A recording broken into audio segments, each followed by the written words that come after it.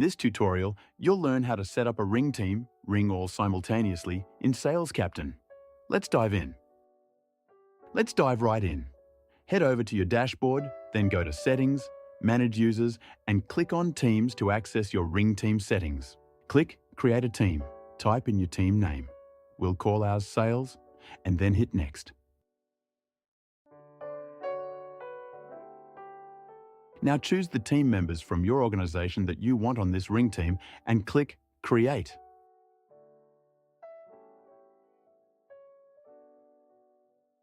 Next, you'll configure your team's voicemail. Here we're typing in a message for text-to-speech. But you can also upload a custom MP3 if you prefer, then click Finish when you're done. Your ring team is all set up and ready to go.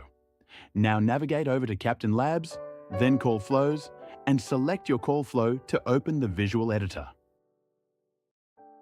Drag and drop the Assign to Team element right under your incoming call trigger, click to edit it, and choose Sales from the drop-down menu.